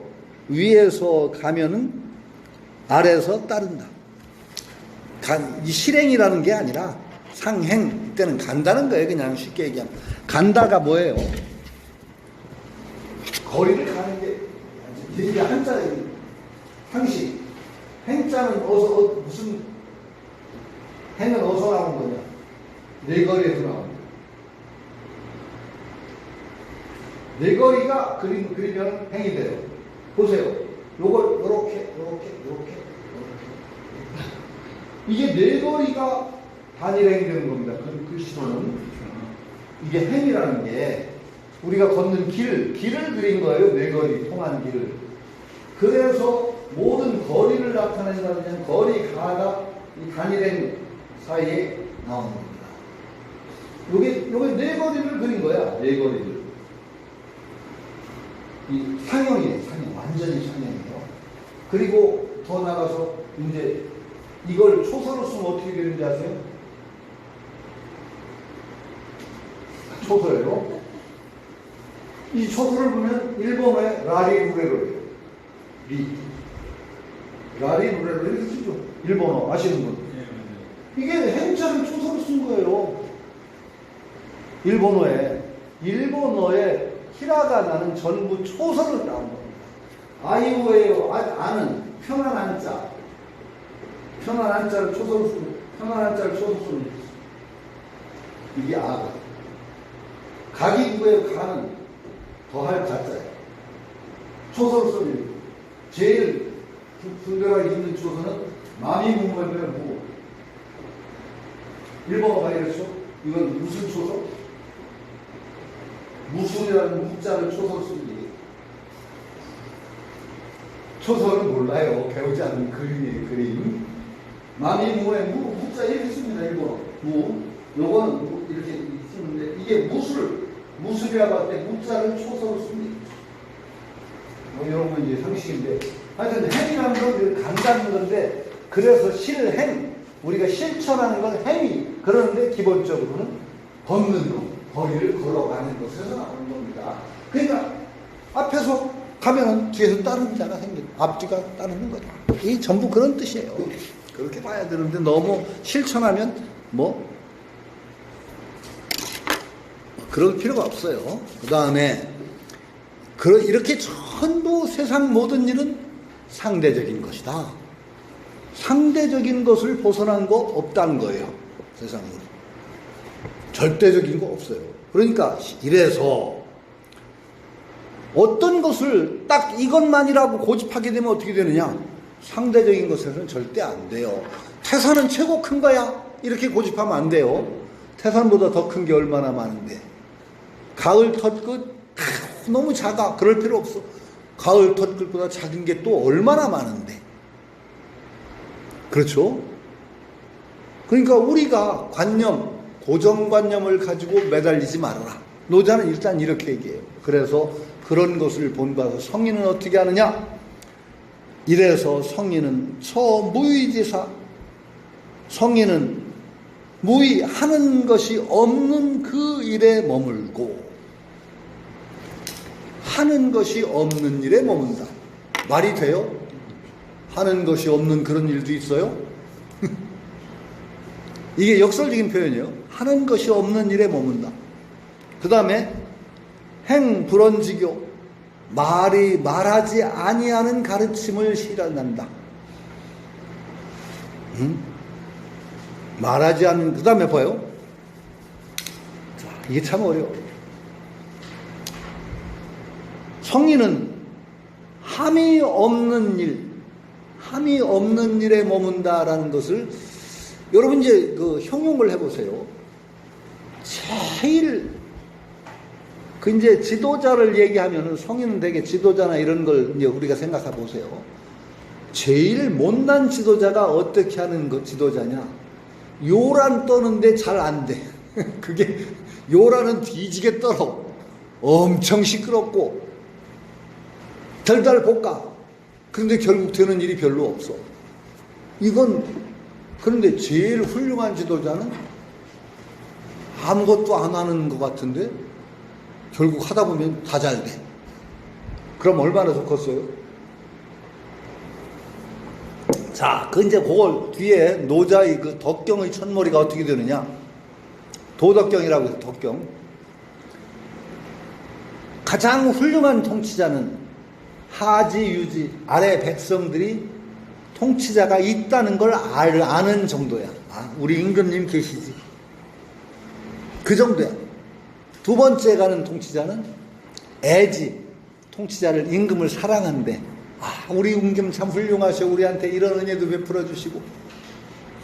그 다음 가는 통치자는 외지. 두려워한대. 무서워한대. 잘못하면 찍히면 벌 받아. 외지. 그 다음 가는 통치자는 모지. 모멸한대. 통치자는 모멸. 제일 못난 통치자가 요란을 떨어서 모멸당하는 거예요. 근데 우리 정치가 지금은 임금은 아니지만 정치가들이 모멸을 당하는 수준이 된 지가 꽤 오래됐어요. 아주 그냥 고전 유머지만은 뭐 한강인가 어디에 홍수가 나서 막 사람이 떠내려가는데 구조대원이 얼른 정치가부터 건졌다며요? 왜 차별하냐 그랬더니 쟤들도 뭐 하천 오염된다고 그래서 뭐 모기가 배탈이 나서 친구가 너 어디 가서 피 빨았냐 그러니까 국회의사당 갔다 왔다 그러니까 거기는 불량시부밖에 없는데 어디 그런 데 가서 피를 빠냐? 그렇죠? 아니 박통 때 박정희 대통령 박통이라고 우리 때는 박통이라고 그랬으니까 박통 때만 해도 외지 수준이 갔어요. 무서웠습니다. 박통 무서웠습니다. 어쨌든 무서웠는데 그때 함부로 욕했다가는 국가원수 모독죄라고 그거 무서운 죄입니다. 무서웠죠. 박통 무서웠습니다. 정말 무서웠습니다. 참 박통한테 걸려서 아니 서울 사범대 앞에를 우연히 박통이 어떻게 지나갈 텐데 데모하던 사람이 잘못해서 돌멩이가 날라왔다고. 그날이요 서울 사범대 가정대 완전히 쑥 바뀌었습니다. 무서웠죠?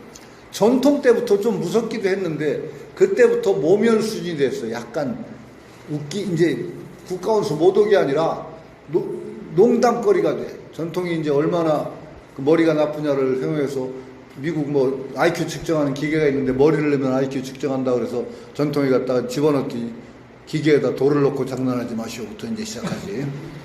그래요. 전통이 그때부터 이제 그런 게 나오기 시작하는 거예요. 미투 시리즈가 있잖아요. 전통 미투 시리즈가 있고 김영삼 미투 시리즈가 아니라 김영삼 미투가 있고 전통 미투가 있죠. 전통은 미투는 뭐냐? 그때 전통 때 미국 대통령이 누구였죠? 클린턴. 네? 레이건. 뭐 커피를 마시다가 회식 자리인가 그런데 I'm coffee 그러니까 커피 그러니까 옆에 있던 그 부인인가 미투 그랬대요. 그러니까 그걸 몰라가지고 전통이 미쓰리 그랬대요. 미쓰리 그러니까 이순자 여사가 옆에 있다가 자기 부르는 해? 그랬다고 하는 그 전통의 미투예요. 그건 김영삼 씨 미투는 더 달라. 김영삼 씨는 왜 경상도 발음이 나쁘잖아. 국가를 간통하는 강간도시를 만들겠다 그런 비슷한 얘기가 있잖아요. 네, 근데 하도 발음이 나쁘니까 영어로 조금 인사말 해야 될 것 같아. 열심히 비서진이 가르쳐줬단 말이지. 인사 딱 악수하면 How are you? 그러면 I am fine and you? Me too? 그러면 된다. 그랬다든가? 저쪽에서 How are you? 이제 김영삼 악수. 그때 클린턴인가 그렇지. 김영삼 씨가 How are you 해야 되는데 깜빡해서 그걸 착각을 해서 What are you? 그랬대. 너 뭐냐? How are you? 그럴 걸 What are you? 그랬대. 너 뭐냐? 그러니까 이 클린턴이 농담하는 줄 알고 I'm husband of Hillary 그랬대. 네? 나 힐러리 남편이다. 그랬대. Me too. 나도 그렇다. 그럼 어떻게 되는 거야? 그건 김영삼 미투. 상황이 둘이에요. 그렇지요. 그게 아니 그런데 그 뒤로도 하여튼 그래서 정치가는 이게 가장 못된 인간이고 정말 모멸할 그게 왜 그러냐 했을 때 대개 무의로 하지 못하고 요임금 때는 가장 훌륭한 통치 모델이에요. 요임금 때 격양가가 뭐예요? 격양가 배고프면 농사지서 밥 먹고 목마르면 우물 파서 물 마시는데 임금이 은혜가 나한테 무슨 관계가 있나? 그랬다고 백성이 노래를 불렀다는 격양가야. 그게 임금하고 자기 임금 있는지 없는지 그냥 있는 건 아는데 이게 격양가야. 그러니까 무의지사라고 하는 건 바로 이런 데 해당해요. 성인은 그런 억지로 왜냐면은 안 하는 게 아니야. 안 하는 게 아닌데 억지로 하지 않기 때문에 마치 아무것도 안 하는 것처럼. 무의라는 게 참으로 어려운 거예요. 무의를 진짜 아무것도 안 한다고 생각하면 어떻게 되느냐? 진짜 골치가 빠져요. 아무것도 여러분 안 해보세요. 그럼 망해요. 너도 망하고 나도 망해요. 무의라는 거는 자귀가 없다는 것은 뭐라고 해석해야 되느냐? 억지로 하지 않는다. 자연성이라는 거예요. 그게 자연성. 사실은 자연성이 제일 어려운 거예요. 억지로 하지 않는다. 그러니까 막 요란 떨고 그냥 막 그 앞에서 나대서 몰아대는 것은 결코 자연스럽지가 않아. 자연성이 첫 번이에요. 요번에 그 사범 교육할 때도 제가 첫 번째 호흡을 하는데 굉장히 이제 용어결이라 굉장히 어렵게 표현했잖아요. 입식, 밀밀, 미미, 미미, 밀미. 그래서 제가 현대적인 용어로 5개로 딱 정리를 했어요. 첫째, 자연성이다. 가장 중요한 게 자연성을 상실하면 호흡이 안 된다. 언제나 우리가 자연스럽게 하는 호흡이 기본이다. 이것을 잘하는 거다. 자연스럽게 하는 호흡을. 자연스럽지 않은 호흡, 억지로 하면 안 돼. 그러니까 자연스럽지 않게 하는 호흡의 대표적인 게 계속 강조가 밀밀미미지. 밀밀미미, 면면미미지. 면면미미를 강조하다 보면 자연성을 깨트려. 면면해야 되고 미미해야 된대. 그러니까 면면미미에 팍 힘을 줘서 하다 보면은 바짝 호흡을 줄여. 면면해야 되잖아. 미미해야 되잖아. 그러니까 호흡을 바짝 줄여가지고 배만 볼록볼록하고 그냥 숨을 고르게 쉬면은요, 자연의 호흡이 망쳐져. 가장 자연스러운 호흡을 하면서 면면미미가 돼야 되는데, 면면미미가 딱 강조돼서 이게 말하자면 이게 노자가 똑같아. 면면미미. 이게 딱 중요해. 이게 뇌리를 딱 사로잡아. 선악, 아름다움, 선함. 이것이 딱 자리를 잡아. 면면미미가 딱 내 호흡을 붙들기 시작하면은 이제 그때 우스갯소리로 콧구멍 한쪽은 막으셔야 되냐? 미미해야 되니까. 그럼 어떻게 돼? 규칙성. 그 다음에 규칙성이다. 규칙성. 들숨과 날숨의 길이가 같아야 돼. 규칙성. 그 다음에 안정성. 안정성이라는 건 뭐냐? 호흡이 안정돼. 호흡이 쭉 들여쉴 때 그 세기하고 쭉 내쉴 때 세기가 일정해야 됩니다. 그런데 어떻게 되느냐? 자연성을 잃으면 그게 다 깨져. 어떻게 하다가 들이쉴 때는 빨리 들여쉬고 점점 느려진다. 그러면 호흡을 너무 자기 힘 이상으로 한 거야. 숨이 차니까 들이쉴 때 빨리 들이쉬게 돼. 그러면 좀 느려지고. 내쉴 때 너무 자기 자연성을 해치고 너무 무리라면은 팍 나가든가. 이렇게. 호흡을, 그게 중요한 게 자연성을 근본으로 하면 들어갈 때의 세기와, 처음서부터까지 호흡이 줄처럼 쫙 일정해. 양이. 일정하게. 안정해. 그 다음에 일상성. 호흡할 때만 하지 말고 가능하면 우리 삶 속에 계속 틈나면은 호흡에 의식을 모아라. 틈나면은 우선 걸을 때는 가장 좋아. 걸을 때는 규칙적으로 하고 호흡하기 좋아. 걸을. 그 다음에 어떨 때 틈나면은 그냥 있지 말고 호흡에다가 한번 마음을 주면 호흡이 달라져. 마지막에 도덕성. 가장 근본적으로 도덕성. 호흡을 통해서 급작스럽게 뭘 성취하려고 한다든가 뭘 얻으려고 하는 그 마음을 가지면은 호흡을 망쳐. 5개의 원칙을 차분하게 지키는데 첫 번째가 자연성이에요. 첫 번째가 자연성을 잃으면 나머지가 다 깨져요. 이게 그래서 정말로 무의라는 것은 하지 않는다는 게 아니에요. 자연스럽게 한다. 자연과 무의는 둘이 아니에요. 자연과 무의가. 그래서 노자의 사상을 얘기할 때 뭐라고 얘기해요? 무의자연이라고 하잖아요. 무의자연.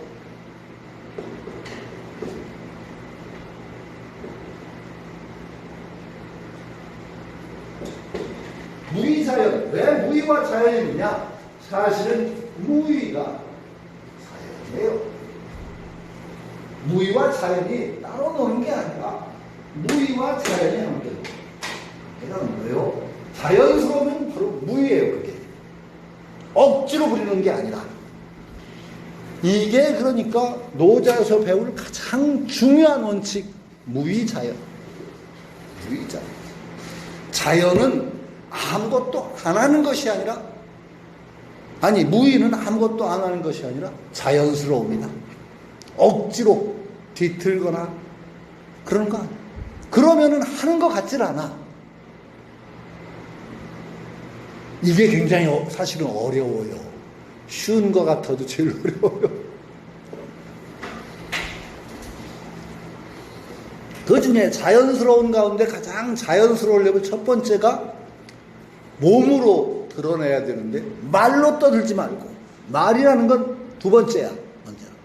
그래도 행불언지교는 그 자연스럽게 무의를 하는 첫 번째 드러남이 불언지교야. 말하지 않는 가르침. 그래서 주에 뭐라고 나와요? 행불언지교. 이신사도지야. 몸으로써, 사라는 건 스승이라는 뜻이 아니라 사도는 모범을 위하여 이끈다. 이런 뜻이야. 모범이 돼요. 그러니까 말로 떠들기보다 가장 자연스러워야 되는 것은 말로 막 떠드는 것이 아니라 자연스럽게 자기 몸이 보이는 것이다. 그 다음에 만물차건, 만물이 흥기한다. 그러면 어떻게 되느냐? 그런 사람이 있으면은요, 주변에서 저절로 일이 일어나요. 무의를 자연스럽게 하고 말로 떠들지 않고 몸으로 이렇게 하는 사람이면 주변에서 자연이 일어납니다. 일들이 일어나요. 세상에 다 일어나.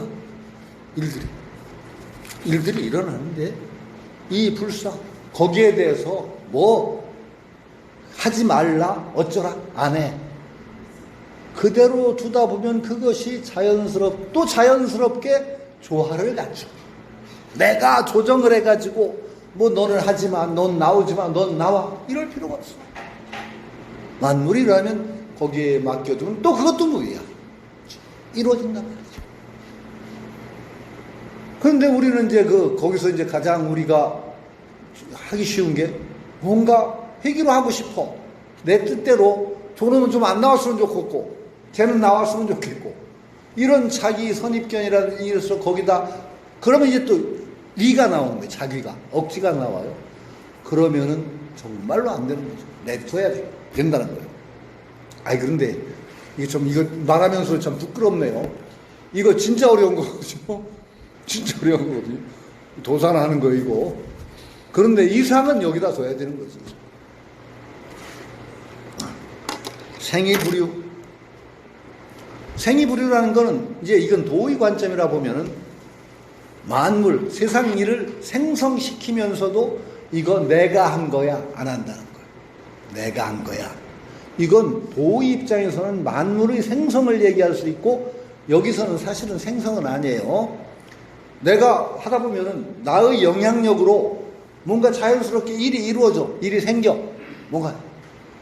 그러면 꼭 이제 자기 아상이 있고 그런 사람은 저거 내가 한 거야.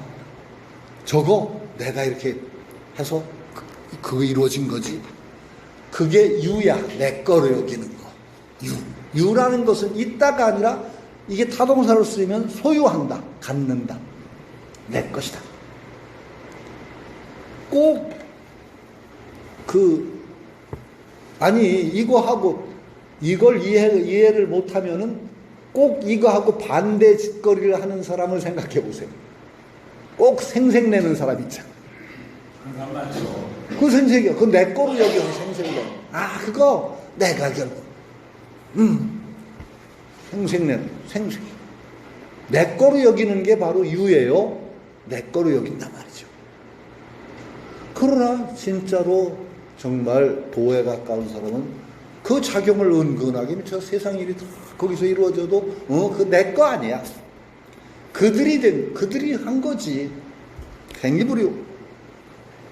위불시, 뭔가 행위를 하면서도 의지한다. 거기에 기댄다. 내 것으로 바랜다. 이런 뜻입니다. 바랜다. 내가 자기하고서 그걸 역시 똑같은 거의 비슷한 개념이에요. 내 것이라고 한다든지 그 보답을 바라지 않는다. 거기에 기대거나 의지하거나 내가 한 거니까 나한테 와야 된다. 이런 생각하지 않는다. 공성이 불고, 그래 제일 마지막으로 결론적으로 공성이 불고 일이 이루어져도 공이라는 건 뭘 하는 걸 공이라고 그래요. 공이라는 건 이제 제일 공짜를 이해하기 쉬운 말이 여러분 꿍푸라든지 그럴 때 공부 꿍푸 있잖아요. 중국 무술 꿍푸 이게 꿍푸가 뭐냐? 연습이라는 뜻이에요. 노력. 꿍푸는 무술이라는 것은 꿍푸는 무술을 개념하고 달라. 무술은 뭐라고 그래요? 중국 말로는 우슈. 꿍푸는 연습하고 노력하는 게 꿍푸. 이때 이 공짜를 쓰게 돼요. 꿍푸. 그러니까 공성이 불고 어떤 일이 이루어져도 거기에 눌러앉지를 않아. 참 이거 노자 배웠으면 왜 독재하는 사람들이 꼭 거기에 눌러앉다 나중에 망하잖아요. 그 자리 내 거야. 거기 안 눌러앉으면 그냥 좋을 텐데 눌러앉다가 결국은 쫓겨나고 망하고 하는 사람 숱하게 봤죠. 공성이 불고 공을 이루어 놓으면서도 지위를 차지하지 않는다. 이게 번역이 참 요건 좋아요. 공성사취, 공이 이루어지고 일이 취도 성취된다는 뜻이 이루어져도 퇴사 불거기 물러나서 그 자리에 이거 내 자리야. 내가 있으니까 내 자리야 하고 눌러앉지 않는다. 마지막이 제일 중요해요. 부유, 불거, 이건 번역이 참 이 사람 너무 왜 얘가 이렇게 하려고 하는데 김학목이 이거 안 했다. 김학목은 제 제자인데 이렇게까지 엉터리로 안 하는데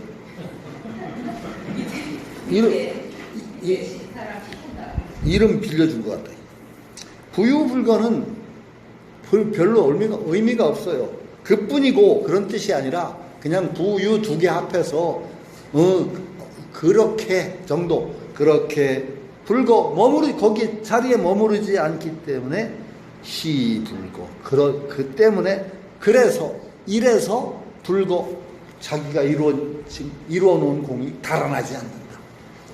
거기에 앉으려고 하면 거꾸로 달아나고 거기에 앉지 않으면 달아나지 않는다. 영원히 이름이 남는 사람은 떠난 사람이 남더라고요. 사실은 거기 내 자리야, 내가 한 거야 라고 앉은 사람은 되게 추하게 끝나고, 꼭 그거 생각하면 요거하고 주역의 건의천괴라고 하는 첫 번째 괴, 건의천괴가 이제 주역의 첫 번째 괴인데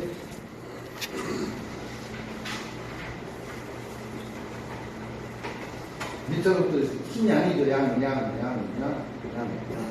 여기서부터 점사가 어때요? 첫 번째 점사, 잠용무용, 숨어있는 용, 물속에서 숨어서 힘을 기르는 용이니 그런 때는 쓰지 말아라. 힘 기를 때는 괜히 응용하고 쓰면 안 된다. 전령대전 나타난 용이 밖에 있다. 대인을 만나보니 훌륭한 인물. 그 다음에 여기는 종일토, 저녁 때는 반성을 합니다. 그래야 허물이. 여기는 한번 뛰어오르기도 하지만 다시 못에 가서 숨기도 하고 들락납니다. 때에 맞춰서 오시. 여기는 비룡대절. 여기가 제일 좋죠. 나르는 용이 한 대 있다. 나르는 용이 비룡. 여기가 항용유해. 나아갈 줄 알고 물러날 줄 모르는 용이다. 후회가. 대개 사람들이 이 항용유해. 물러날 줄 모르면 후회가 있다는 거야. 요것만 잘 생겨도 세상 처신에 큰 무리가 없어요. 꼭 한 번만 더. 그렇잖아요. 되게 항용이래. 꼭 한 번 더. 조금 모자라게 해서 멈추면 꼭 항용, 교만한 용, 나갈 추만한 용이 돼가지고 결국은 공을 다 이뤄놓고도 마지막에 말아먹는 일이 많고, 여기 노장, 부유불거, 공에 머무르지, 자리에 공을 잃었다고 해서 그 자리를 타면서 머무르지 않기 때문에 오히려 그 공이 거는 간다라는 거예요. 떠나가지 않는다. 공이 떠나가지 않는다. 이거 참, 거자는 한자에서 굉장히 이제 한자 배워서 배우랬죠. 한자 배워서 쓸 때는 없겠지만, 제가 겨우게 얘기했지만, 간다는 글자가 많죠. 갈지, 간다, 갈지. 갈왕, 갈적. 이거 적도, 적당하다는 적자가 갈적자예요. 갈적. 다 간다. 요 거자는 요런 거 다 달라요.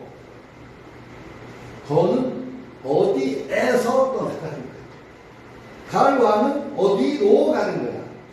갈치도 여기로 가는 게 갈치. 갈적, 여기로 가는 거. 이 거는 여기에서 떠나가는 거야. 방향이 달라요. 이건 이제 반드시 혹시 앞으로 한번 읽을 때 거는 달라. 서울로 간다고 하면 거서울 그러면 안 돼요. 거서울. 그건 거서울이라는 건 서울에서 떠나가는 거예요. 왕서울, 그러면 서울로 가는 거예요. 적서울, 서울로 가는 거예요. 지서울, 서울로 가는 거예요. 거서울, 갈 거라고 해서 거서울. 반대. 서울에서 떠나간다. 그러니까 부유불거, 머물지 않기 때문에 시불거, 공이 자기에게서 떠나가지 않는다. 떠나가지 않는다. 오히려 머무르지 않는 사람은, 거기에 머무르지 않는 사람에게는 그 공이 내가 해놓은 게 어디로 가겠어요? 내가 꼭 앉아야 그게 꼭 내 거예요? 내가 하는 게 어디로 안 도망간단 말이지. 근데 꼭 차지하고 앉으려고 하는 사람은 못 앉아요. 그거하고 전혀 다르게 유마경이 생각나네. 유마경.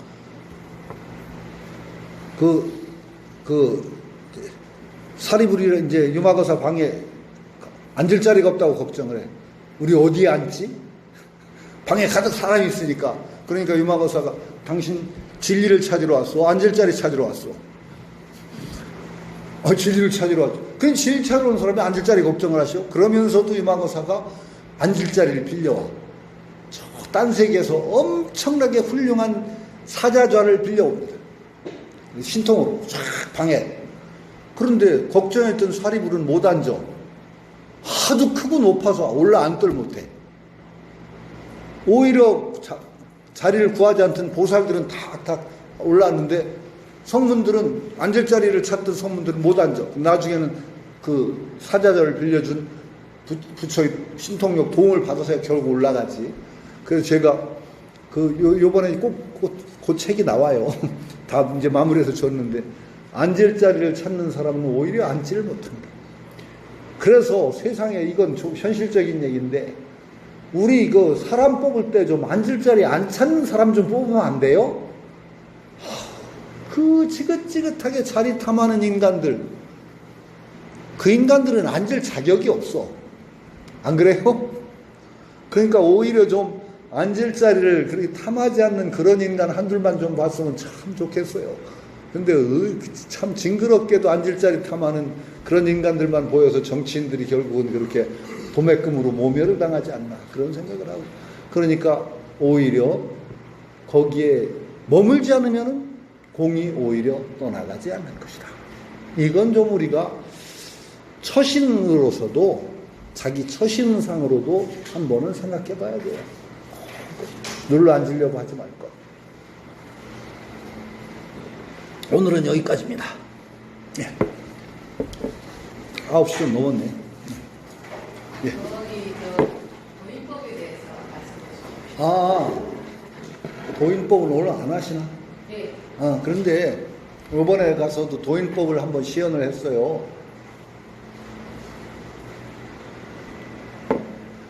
도인법은 진짜 이제 여러분들이 도인법에 좀 관심을 가져주시면 좋겠는 게, 제가 계속 얘기하죠. 단학은 3요소다. 언제나 3요소 이게 정말 그 화로, 약재, 불떼기 세 개입니다. 화로와 약재와 불떼기. 약재는 여러분들이 생활이 만들어요. 약재는 건강한 생활, 먹는 거. 술 많이 먹으면은 약재 안 됩니다. 약재를 배려요. 담배 많이 피는 거 약재 망칩니다. 저는 많이 망쳤어요. 한 40년을 하루에 2갑씩 펴가지고. 성생활 건강하게 해야 됩니다. 음식 너무 지나치게 짜거나 맵거나 하여튼 육류 좀 줄이는 게 좋고 하여튼 이게 그래야만 정혈이 맑아집니다. 정혈이 탁하면은 공부 안 돼요. 우선 마음이 그 탁한 그 식생활, 의생활 뭐 이런 거 하면은요 마음이 탁해져서 집중 안 돼요. 그 다음에 화로는 몸이에요. 이 단약을 만든다는 것은 내단인데 몸에다가 단약을 만드는 거는 하루 이틀 떼는 게 아니에요. 불떼기가 호흡이거든요. 호흡을 정말로 그 태상노군의 달로라 그러죠. 손오공이 천상세계를 어지럽혔을 때 손오공을 죽일 길이 없어서 마지막으로 쓴 게 어디예요? 태상노군의 연단노에다 집어넣습니다. 태상노군이 단약 만드는 연단노. 그게 그렇게 유명한 굉장히 귀중한 거예요. 왜? 태상노군 같은 그 어른은 그 연단노 아니면 귀중한 단약을 못 만들어요. 불떼기도 하루 이틀 하는 게 아니야.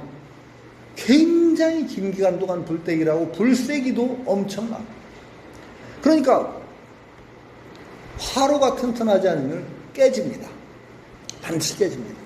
그러면은 10년 공부 나무아미타불이에요. 우선 단약 자체가 화로가 깨지는 데는 아무리 불을 때도 약이 새고 이루어지지 않습니다.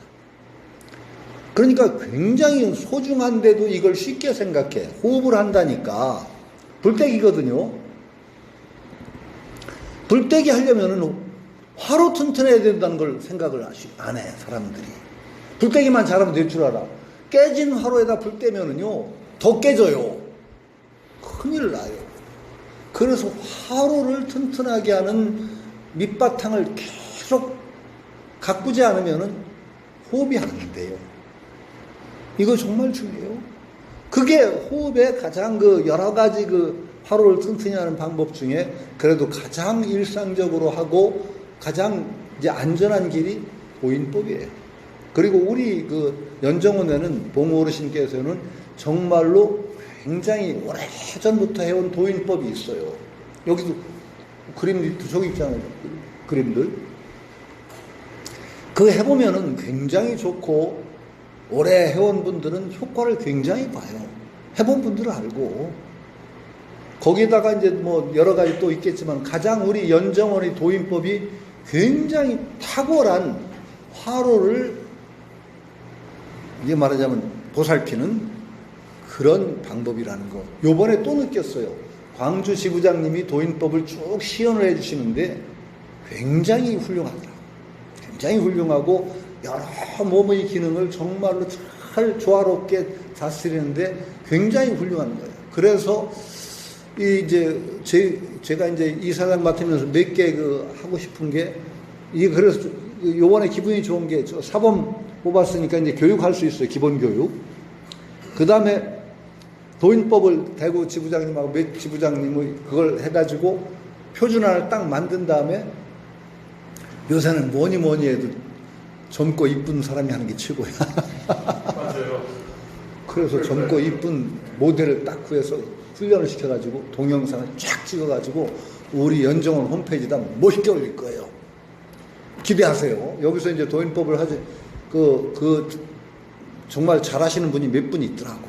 그게 올리면은 여러분 앞으로 연정원 회원들은 기본적으로 그 도인법을 꾸준히 하시고 부탁을 드려요. 도인법. 여기서 김규성 씨가 하는데 너무